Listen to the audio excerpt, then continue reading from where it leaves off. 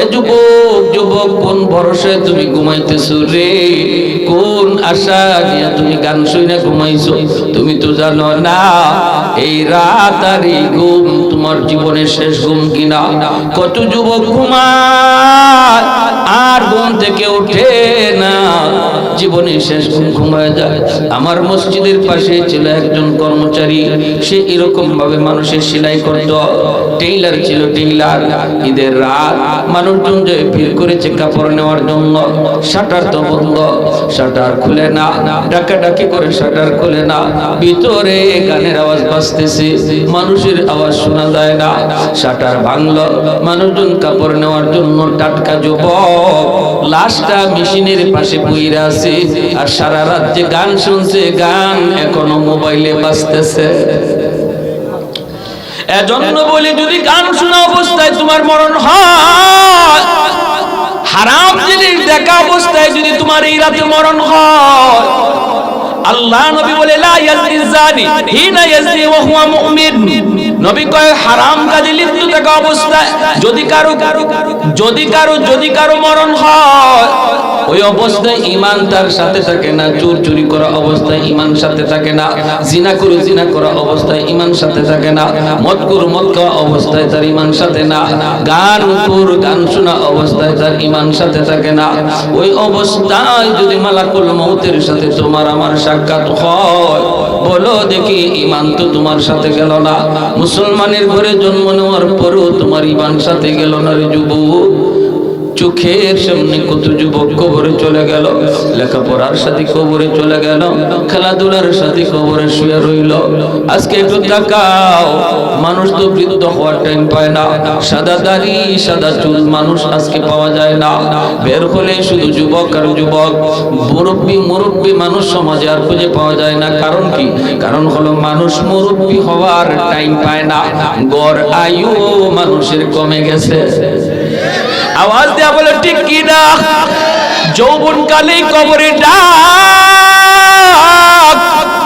যৌবন কালে কবরে ডাক চলে আসে।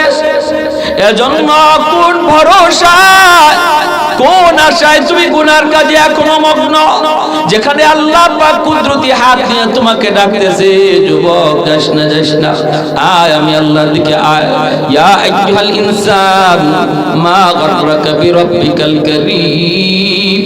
বান্দা তোরে কোন জিনিসে তোরে আমি আল্লাহ থেকে ভুলায় দিল, কোন জিনিস তোরে ভুলায় দিল?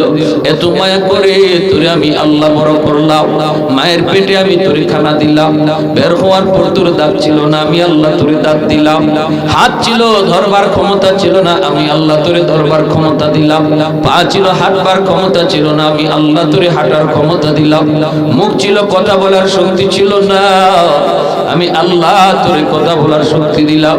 এখন তোরে কোন জিনিসে আমি আল্লাহ থেকে ভুলায় দিল, কোন জিনিস তোরে আমি আল্লাহ থেকে ভুলায় দিল? এজন্য বলি যুবক, যৌবন কালটারে তুমি কদর করো, যৌবন কালটারে তুমি কদর করো। যৌবনে তুমি মাথায় টুপি রাখো, যৌবনে তুমি মসজিদে যাও, যৌবনে খারাপ সঙ্গীদের সঙ্গ ছেড়ে যাও, খারাপ ছেলেদের সঙ্গ ছেড়ে দিয়া দাওয়াত ও তাবলীগের সাথে জড়িত নামাজি যুবককে তোমার বন্ধু বানাও, সময় কাটাও আল্লাহওয়ালাদের সাথে, উলামায়ে কেরামের সাথে, মসজিদের ইমাম মুয়াজ্জিনের সাথে, মাদ্রাসার ছাত্র ওস্তাদদের সাথে তুমি সময় কাটাও, আল্লাহর গোলাম। দুনিয়ার জগতে যেই মানুষ যার সাথে সময় কাটায়, কিয়ামতের ময়দানে আল্লাহ পাক দুজনকে হাজির করে কয়, একজন আরেকজনের কৌতুক সে কেমন ছিল। যদি দুজন জান্নাতি হয়, দুজন যদি নামাজি হয়, একজন আরেকজনের প্রশংসা করতে থাকি।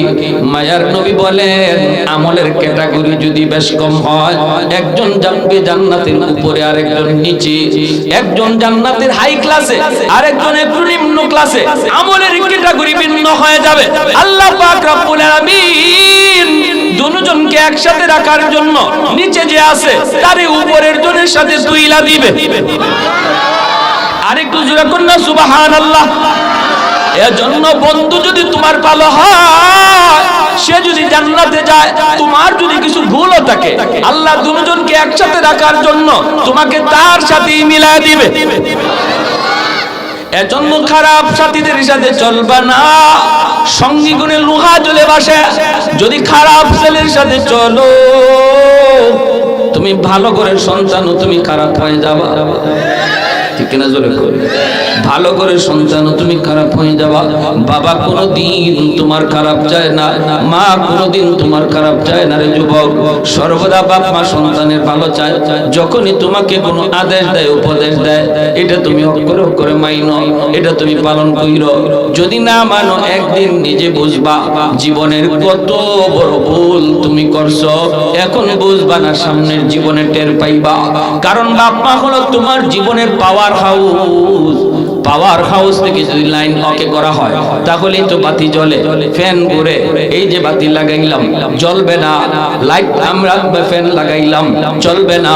যদি পাওয়ার হাউস, কারেন্টের পাওয়ার হাউস থেকে লাইন যদি ওকে করা না হয়, ঠিক তেমনি ভাবে তোমার আমার জীবনেও আল্লাহ পাক কিছু বাতি লাগাইয়া দিয়েছে। আর বলছে, বান্দারি, তোর জীবনের পাওয়ার হাউস হলো তোর বাপ মা। ওই মা বাবা থেকে জীবনের বাতির কানেকশন কইরা নেও, আমি আল্লাহ তোমার জীবনের বাতিগুলা জ্বালায়া দেব। জীবনের বাতি যদি জ্বালাইতে চাও রে গোলাম, মা দোয়া লাগবে, বাবার দোয়া লাগবে। বাপ মার কলিজায় ব্যথা দিয়া জীবনে কোনদিন বাতি জ্বালাইতে পারবা না। অন্ধকার অন্ধকার থেকে যাবে। হায়াতের ভিতরে বরকত পাবা না, মালের ভিতরে বরকত পাবা না, রুজির মধ্যে বরকত পাবা না, সন্তানকে আদর্শ সন্তান বানাইতে পারবা না যদি বাপ মার কলিজায় তুমি ব্যথা দেয়া থাকো, ব্যথা দেয়া থাকো। যুবক, আজকাল সমাজের মধ্যে এমন বহু বাপ মা কান্নাকাটি করে আমাদের কাছে এরকম দোয়া চায়, হুজুর একটু দোয়া কইরেন, হুজুর একটু দোয়া কইরেন। ছেলেটা আমার কথা শুনে না, আমাকে বকাবকি করে। কত মার ছেলে হাত পর্যন্ত উঠে দেয়। এ নালায়েক যুবক, তুমি তো জানো না তোমার জীবনটা কেমনে তুমি নিজের হাতে অন্ধকার বানাইতেছো, নিজের পায়ে নিজে কুড়াল মারতেছো। আল্লাহ সব সইতে পারে, কিন্তু বাপ মার চোখের পানি আল্লাহ বরদাস্ত করতে পারে না। আল্লাহ পাকের রহমত, আল্লাহ পাকের আদালতের ফাইলে গিয়ে মা বাবার চোখের পানির ফোঁটা জমা হয়, আদালতের ফাইলে জমা হয়ে যায়। কোন সন্তান বাপ মার মামলা থাকলে জান্নাত পাবে না, কোন সন্তান বাপ মার মামলা থাকলে জান্নাত পাবে না, জান্নাত পাবে না। নবী বলেন, সালাসাতুন কদ হারামাল্লাহু আলাইহিমুল জান্নাহ, মুদমিনুল খামর ওয়াল আক ওয়াদ দায়ুস আল্লাযী ইউকিরু ফি আহলিহিল খুবুস। তিন ব্যক্তির জন্য জান্নাত হারাম। এক ব্যক্তি হলো মদখোর, নেশাখোর, গাঞ্জাখোর।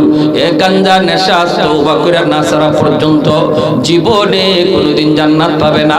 মরার পরে আল্লাহ তারে জান্নাত দিবে না, তওবা করে যদি সে নেশা না ছাড়ি। দুই নাম্বার হলো ওয়াল আক, মা বাবারে যেই সন্তান কষ্ট দেয়, মার সাথে চোখ লাঙ্গায়া কথা কয়, বাবার সাথে চোখ লাল করে কথা কয়, বাবার কলিজায় ব্যথা লাগে, বাবা কষ্ট পায় কিন্তু জবাব দেয় না। কারণ আজকে বাবার শরীর দুর্বল, বাবা জবাব দেয় না। বাবা তখন কষ্ট করে, বাজান রে, একদিন তুমি ছোট্ট ছিলা, কত আবদার তুমি আমাকে করেছো, রিকশায় নিয়ে নিয়ে তোমাকে বাজারে বাজারে ঘুরছি, শহরে শহরে ঘুরছি, কত আবদার তুমি আমাকে করেছ। কোনদিন বাবা রাগ করি নাই, তোমাকে ধমক দেই নাই, রিকশা থেকে ফালায়া দেই নাই, তোমাকে আদর করে করে বুঝায় অন্যদিকে মন ঘুরায় দিছি। আজকে বাবা হয়তো একটা জিনিস তোমার কাছে চাইলাম, তুমি আমাকে ধমক দিয়ে বসলে। শীতের দিনে কমলা নিয়া, বউ বাচ্চা নিয়া খাও, কমলার গ্রানটা বাবার নাকে যায় লাগে, মা নাকে যায় লাগে, অথচ মারি কমলাটা দিলা না। বুড়া মা চোখ থেকে পানিটা ফেলায়, কই মালিক, জীবনে কোনোদিন নিজে আগে কমলা খাই নাই। আমার সন্তান যখন ছোট্ট ছিল, তারা মা যখন কমলা নিয়ে আসতেন, কমলাটা সুলাইয়া সুলাইয়া আমি আমার সন্তানের মুখে আগে দিতাম। আজকে আমার সন্তান বিবি বাচ্চা নিয়ে, বউ বাচ্চা নিয়ে কমলা খায়, আমি মারে একটা কমলা দিল না, কমলার গ্রানটা আমার নাকে যেয়ে লাগলো। যদি এক ফোঁটা চোখের পানি মাটিতে পইরা যায় রে যুবক, তোমার জিন্দেগি বরবাদ, আখিরাত বরবাদ। আল্লাহর আদালতের ফাইলে গিয়ে তোমার বিরুদ্ধে মামলা জমা হয়ে যাবে। এ যুবক, এজন্য মারে বাবারে কান্দায় তুমি রাতে ঘুমায়ো না। মায়ার নবী কই মান আসবাহা মুতিয়ান লিল্লাহি ফি ওয়ালিদাইহি আসবাহা লাহু বাবান মাফতুহান মিনাল জান্নাহ। রাতের বেলা কোন সন্তান যদি মারে বাবারে খুশ কইরা ঘুমায়, একটু খুশ কইরা ঘুমায়, মারে একটু আনন্দ দেয়, বাবার একটু খুশি কইরা ঘুমায়, সকাল হওয়া মাত্রই আল্লাহ তার জন্য জান্নাতের দুইটা দরজা খুলে দেয়। ومن أصبح عاصيا لله في والديه أصبح له بابان مفتوحان من النار। আর যদি কোন সন্তান মারে বাবারে কষ্ট দিয়ে রাতে ঘুমায়, দিনে এমন কথা কইছি বাবার কলিজায় লাগছে, মারে এমন কথা কইছে মার কলিজায় লাগছে, রাতের বেলা মা ঘুমায় না, শুধু বালিশের মধ্যে মাথা রেখে চোখের পানি ধরায় কান্দে, বাবা এদিক সেদিক শুধু ছটফট করে, মা বাবারে সান্ত্বনা দেয়, বাবা মারে সান্ত্বনা দেয়। আমরা বুড়া হয়ে গেছি, আর এখন কি করব, কয়দিনই বা দুনিয়ার বাঁচবো, রাখো আর মনে কষ্ট নিও না। আল্লাহর নবী কইরে যুবক, মারে বাবার ঘুম হারাম কইরা, বাপ মার কলিজায় আঘাত দিয়া তাদের ঘুম হারাম কইরা তুই ঘুমাইছিস, সকাল হওয়া মাত্রই তোর জন্য জাহান্নামের দুইটা দরজা খুলে দেওয়া হয়। নাউজুবিল্লাহ। এজন্য রে যুবক, মনে রাখো বাপ মা কোনোদিন তোমার ক্ষতি চায় না, খারাপ চায় না। যদি কয় ওর সাথে চইলো না, এর সাথে যাও না, কারণ তোমার বাবা জানে, তোমার মা জানে, ওর সাথে চললে তুমিও খারাপ হয়ে যাইবা। তুমি হয়তো এখন বুঝতেছো না, এক সময় বুঝবা। বাইরে বন্ধুরা জন্য বলতেছি না, যুবক যৌবনে যদি তুমি এইভাবে মানুষ চিন্না সময় পার করো, খারাপ লোকের সঙ্গ ত্যাগ করে ভালো ছেলেদের সাথে সময় দাও, আর আজান হলে মসজিদে যাও, মাসে মাসে তুমি 3 দিনের জন্য তাবলীগের সময় দাও, তাহলে আল্লাহ পাক রব্বুল আলামিন তোমার উপরে তো খুশি হয়, তোমার কম আমলে আল্লাহ খুশি হইয়া ওলির খাতায় নাম উঠায় দেয়। এই বয়সী মানুষ আল্লাহর ওলির খাতায় নাম লিখায়। এই জগতে যত আল্লাহর প্রসিদ্ধ ওলিগণ অতিবাহিত করেছেন, গুজরাই গেছে, প্রত্যেকেই আল্লাহর ওলির খাতায় নাম লেখাইছেন যৌবনকালে। কারণ যৌবনের ইবাদতে আল্লাহ বেশি খুশি, আল্লাহ বেশি খুশি। আর আল্লাহকে খুশি করার নামই হলো বিলায়াত। ওলি কাকে বলে? যে আল্লাহকে খুশি রাখে।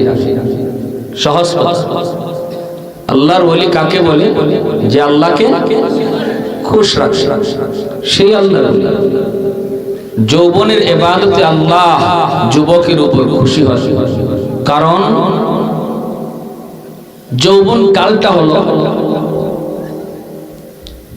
এমন একটি বয়স, যে বয়সে যুবক তার মন তাকে গুনার দিকে ডাকে, ঠিক না? যৌবন কালে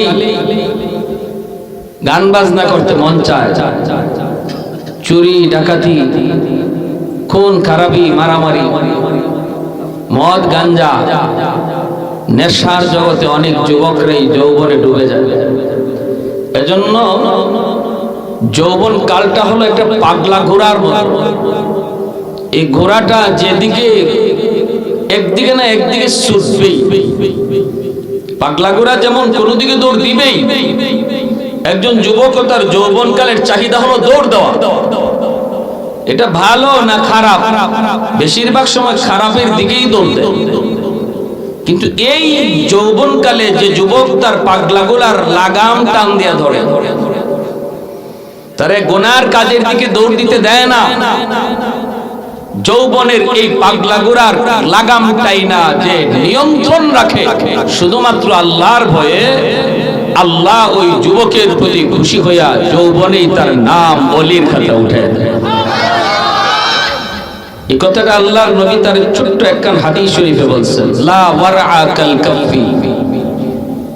নবী বলেন, সুযোগ ছিল গুনাহ করার, ক্ষমতা ছিল অপরাধ করার, এরপরও যে আল্লাহর ভয় করে না, তোমাদের মধ্যে সেই হলো আল্লাহর ওলি, সেই হলো আল্লাহর বুজুর্গ, সেই হলো সবচেয়ে বড় পরহেজগার। একজনের গুনাহ করার ক্ষমতাই নেই, তার গুনাহ না করা আর আরেকজনের গুনাহ করার সব ক্ষমতা ছিল, সব সুযোগ ছিল, এরপরেও না করা। দুইজন বেশ সমান না বেশ কম আছে? বুড়া মানুষ একজন যদি কয় আমি ডাব চুরি করি না, আর একজনে কইব তুমি যে ডাব চুরি করো না, ডাব গাছে উঠতে পারো না,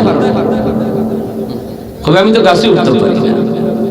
আর যুবক যদি কয় আমি ডাব চুরি করি না, তারে যদি জিগান আপনি ডাব গাছে উঠতে পারেন নি মিয়া, কইব খালি উঠতাম পারি না, গাছও বইয়া ডাব খাইতাম পারি।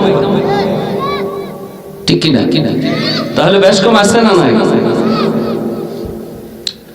এজন্যই আল্লাহর নবী রহমতের নবী বলেন লা ওয়ার আকাল কাফি, যেই যুবক যৌবনে আল্লাহর ভয়ে নিজের গুনাহ থেকে বাঁচায়, যেই যুবক যৌবনে আল্লাহর ভয়ে নিজের যৌবন কালের পাগলা গোড়ার লাগাম টানে, সুযোগ ছিল তার গুনাহ করার, সুযোগ ছিল তার অন্যায় করার, সুযোগ ছিল তার চুরি করার, সুযোগ ছিল তার মুরগি চুরি করার, সুযোগ ছিল হাঁস চুরি করার, সুযোগ ছিল বন্ধুদের সাথে জিনা করার, সুযোগ ছিল তার মদ খাওয়া গাঁজা খাওয়ার, কেউ তারে বাধা দিত না, কেউ তারে দেখতো না, কেউ তার পাশে এসেও দাঁড়াইতো না। এরপর মায়ার নবী দয়ার নবী বলেন যেই যুবক এত কিছু সুযোগ থাকার পরও যখন আল্লাহর ভয়ে নিজের গুনাহ থেকে বাঁচায়, আল্লাহ পাক রব্বুল আলামিন ওই যুবককে যৌবনে ওলির খাতায় নাম লেখায়। এই যুবক যখনই সে বৃদ্ধ বয়সে উপনীত হয়, বৃদ্ধ বয়সে যখন উপনীত হয়, তখন সে যৌবনের আমলটা ঠিক মতো পারে না। যৌবনে সে 5 ওয়াক্ত নামাজে গেছে, গুনার কাজে যায় না। যৌবনে মন চাইছে তার গানের আয়োজন করতে, কিন্তু আল্লাহর পরে গানের আয়োজন করে না, আল্লাহর ভয়ে মাহফিলের আয়োজন করেছে। যৌবনকালে তার মাথায় টুপি দেখা যায়, যৌবনকালে তার মুখে দাড়ি পাওয়া যায়, যৌবনকালে বাপ মার সেবা করতে দেখা যায়, যৌবনকালে উলামায়ে কেরামকে তাজিম করতে দেখা যায়, যৌবনে সে মুরব্বীদের শ্রদ্ধা করে, মিথ্যা কথা বলে না। এই যুবক যৌবনে তাহাজ্জুদের নামাজ পড়ে, যৌবনে জামাতে নামাজ পড়ে, বৃদ্ধ বয়সে যখন তাহাজ্জুদ পড়তে পারবে না, মসজিদে জামাতেও যেতে পারবে না, আল্লাহ পাক রব্বুল আলামিন তাহাজ্জুদের সময় যখন সে ঘুমায় থাকে, গায়ে তার শক্তি নাই, উঠতে পারে না, তাহাজ্জুদ পড়তে পারে না, কিন্তু মনে মনে আফসোস।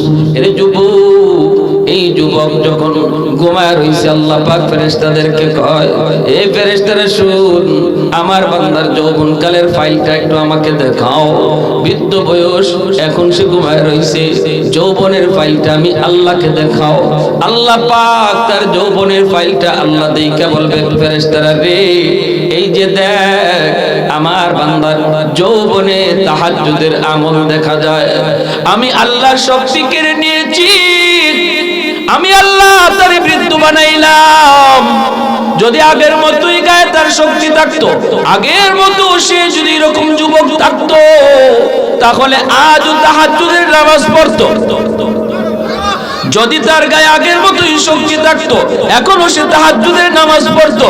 অতএব যদিও আমার বান্দা ঘুমায় রইছে, তবুও তার আমল নামায় তোমরা তাহাজ্জুদের সমান সওয়াব লিখে দাও। জোরে বলি সুবহানাল্লাহ। আর একটু জোরে মুসলমানের আওয়াজে বলি সুবহানাল্লাহ।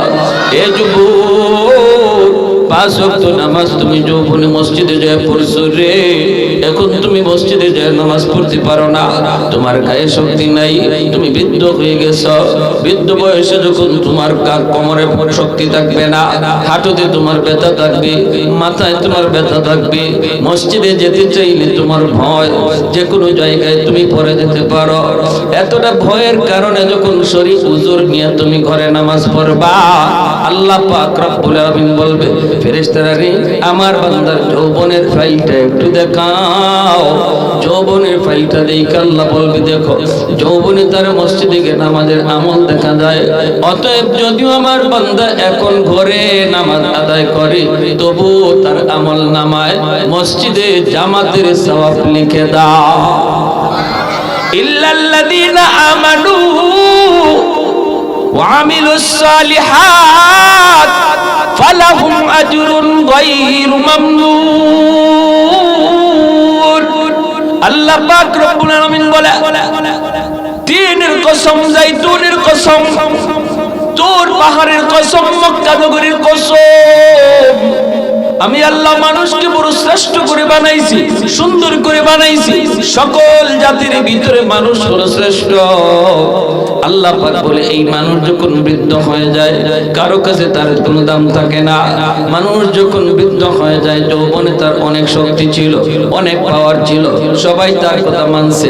কেউ যদি তার কথা মানছে না, সে শক্তি খাটাইছে, মজলিসে বসে যদি সেও কথা বলছে, তার উপরে কেউ কথা বলার সাহস করে নাই।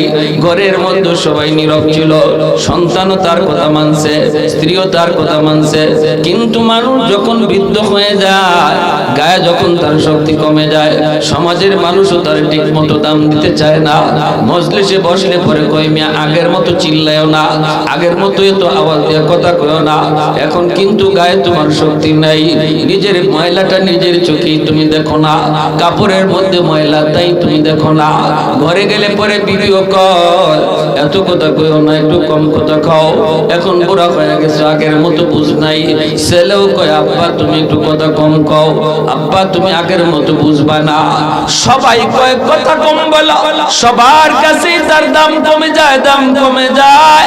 কিন্তু আল্লাহ পাক বলে ইল্লাল্লাযীনা আমানু ওয়া আমিলুস সালিহাত, কিন্তু যে বৃদ্ধ মানুষটা তার যৌবনে আমল পাওয়া যাবে, যৌবনে তার আমল পাওয়া যাবে, ওই আমলটাকে আমি আল্লাহ তার আমল নামার ভিতরে বৃদ্ধ বয়সে জারি রাইখা আল্লাহ পাক ওই বৃদ্ধ মানুষটারে কেউ যখন দাম দেয় না, আল্লাহ তখন দামি বানায় দেয়। আহমদ শফি রহমতুল্লাহি আলাইহি, জুনাইদ বাবুনগরী রহমতুল্লাহি আলাইহি, নূর হোসেন কাসিমি রহমতুল্লাহি আলাইহি, শাইখে কাজী নগরী রহমতুল্লাহি আলাইহি, শাইখে কাতিয়া রহমতুল্লাহি আলাইহি, বয়স তাদের যত বাড়ছে তত তাদের মর্যাদা বাড়াইছে কে? আর একটু জোরে বলেন, মর্যাদা বাড়াইছে কে? কারণ যৌবনে তার আল্লাহর খাঁটি গোলাম ছিল, ঠিক কি না? যৌবনে আল্লাহর খাঁটি গোলাম, এজন্য বৃদ্ধ বয়সে আল্লাহ দামি বানায় দিছে, দামি।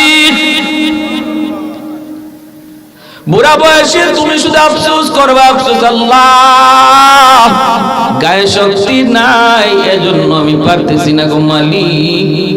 আল্লাহ যদি গায়ে শক্তি থাকতো আমি তো পারতাম, আমিও এরকম আমল করতাম। আল্লাহ পাক এতটুকু আফসোসকে আল্লাহ বড় পছন্দ করে, বড় পছন্দ করে, বড় পছন্দ করে আল্লাহ পাক। বাইরে মনে রাখবেন, এজন্য বলতেছি আল্লাহ পাক রব্বুল আলামিন কয় বুড়া বয়সে আল্লাহ পাক তোমার আমার আমল নামায় ইবাদতের পেনশন দিয়া দেবে। সরকারে পেনশন দেয় না? দেয়নি না? দেয় না? নির্দিষ্ট একটা বয়স পর্যন্ত, সময় পর্যন্ত যখন সরকারের ডিউটি পালন করে, তখন সরকার খুশি হয়ে কয় তুমি তোমার নির্ধারিত বয়স পর্যন্ত যতদিন গায়ে শক্তি ছিল আমার ডিউটি ঠিক মতো পালন করছো, অফিসে ঠিক মতো আইছো, এখন তোমার গায়ে শক্তি নাই, যাও তুমি ঘরে যাও, তুমি যা ঘরে বসে থাকো, আমি সরকারে মাসের মাস বেতন পাঠিয়ে দেব। এটারই তো পেনশন। আল্লাহ পাক সকল সরকারের সরকার, ঠিক কি না? এজন্য আল্লাহ পাক রব্বুল আলামিন তিনি কই দুনিয়ার সরকার যদি ঘরে বসে পেনশন দেয়, পেনশন দেয়, আমি আল্লাহ আমার ওই সকল বান্দাদেরকে ইবাদতের পেনশন দিব। মসজিদে এসে যারা ঠিকমতো গায়ে শক্তি থাকতে মসজিদে নামাজ পড়ছে, এখন ঘরে নামাজ পড়ে, আল্লাহ পাক তারে জামাতের সওয়াব দিবে ঘরে বসে। সুবহানাল্লাহ।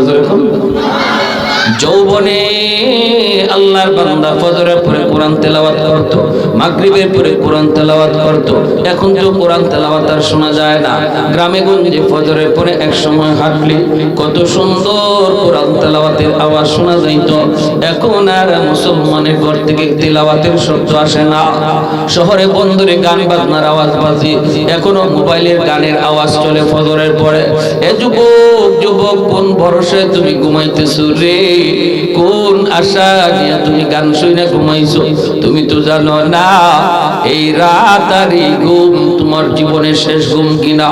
কত যুবক ঘুমায় আর ঘুম থেকে ওঠে না, জীবনে শেষ ঘুমায় যায়।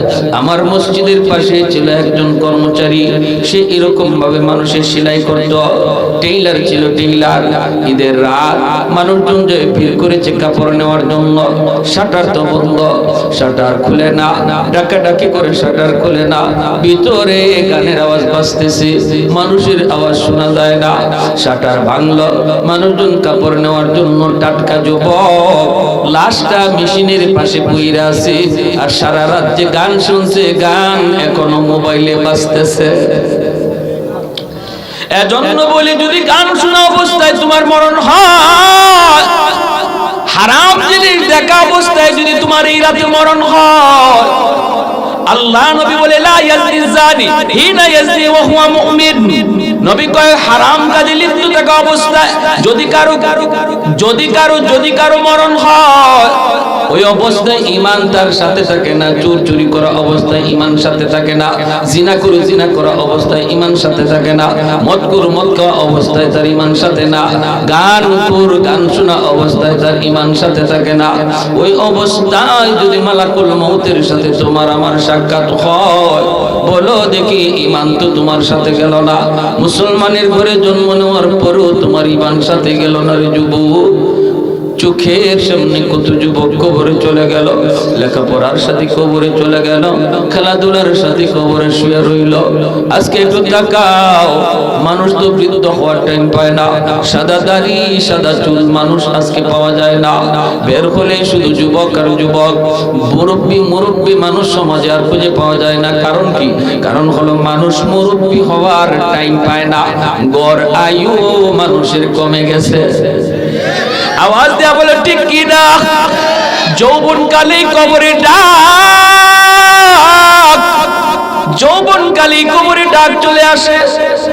এজন্য কোন ভরসা, কোন আশায় তুমি গুনার কাজে এখনো মগ্ন, যেখানে আল্লাহ পাক কুদরতি হাত নিয়ে তোমাকে ডাকতেছে, যুবক যাস না, আয় আমি আল্লাহর দিকে আয়। ইয়া আইয়ুহাল ইনসান মা গাররাকা বিরাব্বিকাল কারীম। বান্দা তোরে কোন জিনিসে তোরে আমি আল্লাহ থেকে ভুলায় দিল, কোন জিনিস তোরে ভুলায় দিল?